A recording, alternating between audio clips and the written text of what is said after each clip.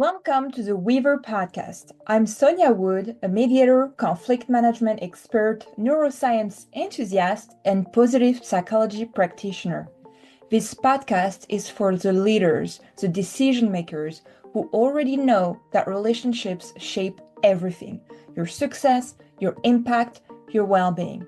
Here, we go beyond surface level advice to explore the deep shifts that create real change in how you navigate conflict, communication, and connection. So, if you're ready to refine the way you lead, you relate and influence, you're in the right place.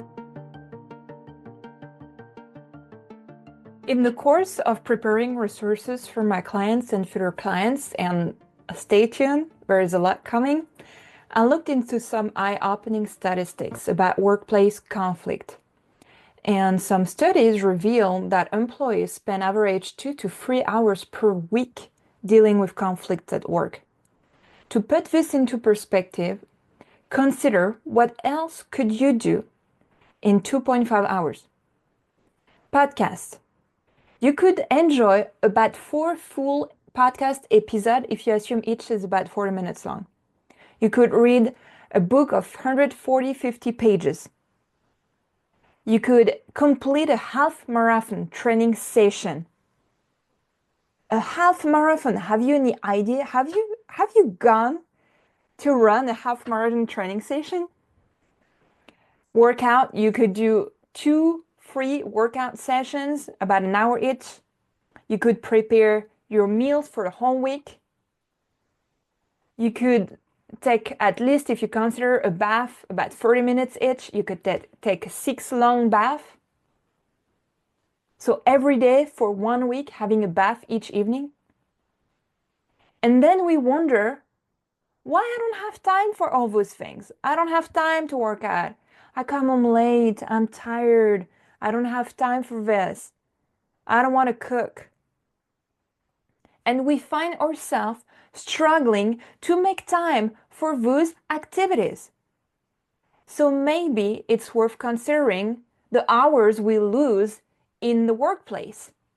All the energy we put in conflicts, dealing with disrespectful emails, dealing with phone calls, with unhappy clients, with disrespectful collaborators, dealing with all those things.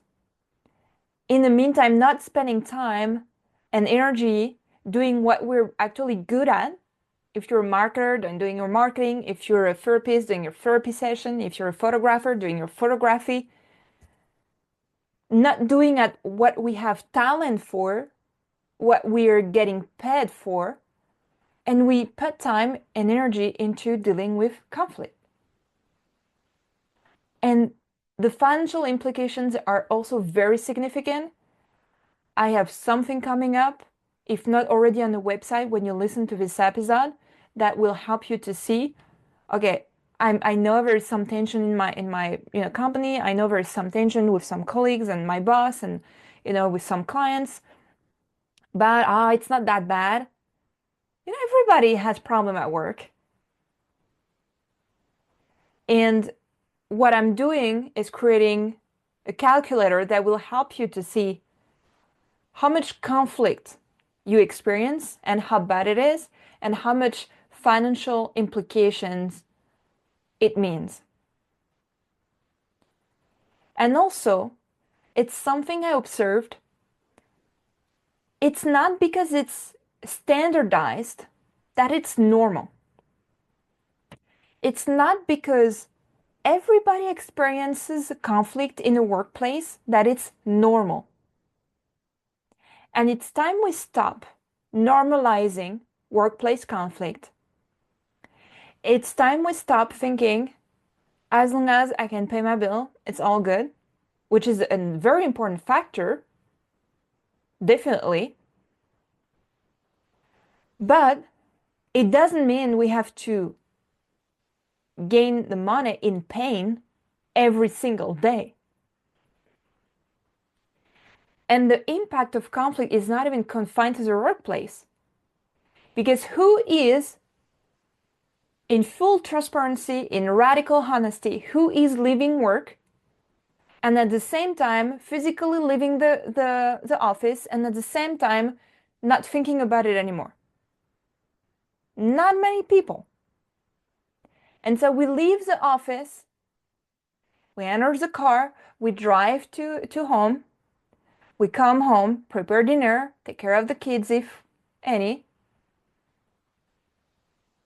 and then do something, watch a movie, read a book. Oh no, I can't read a book because I'm too tired, I'm exhausted.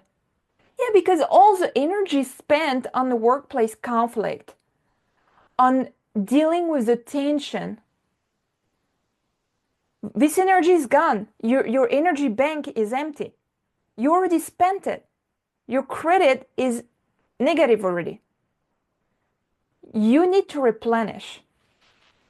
And so the conflict at work impacts the personal life. The stress and frustration from unresolved disputes spill over into the personal life. It affects relationship. I'm too tired. I don't want to talk. Oh, I'm too tired for this. No, let's do it another time. And then you don't, go out to see your friends. You don't spend time with your partner. You don't want to play with your kids. I'm too tired. I don't want to do it. And overall, your well-being. Because you keep thinking about it, you can't switch off, then you go to bed, you keep thinking about it, maybe you dream about it, and then next day it's all over. And the whole cycle repeats. So it's important to recognize the substantial time and resources lost to workplace conflict. And by addressing those issues on time and constructively, we can reclaim valuable time. And instead of just being at work just to be there, maybe you can reduce your time instead of showing up for 9 hours a day because, well, that's the policy. You have to be there from, 9 to 5 or 9 to 6 or 9 to 7. Then you just show up, you're 100% capable, focused, efficient. And then maybe you reduce your time by 2 because your productivity is greatly improved, exponentially improved. And then you have the balance. You're more efficient in your job, but you also have more time for other things and more energy. And so it improves overall job satisfaction. I'll leave you with your thoughts. Give it some thoughts, reflect about it, and I'll talk to you soon.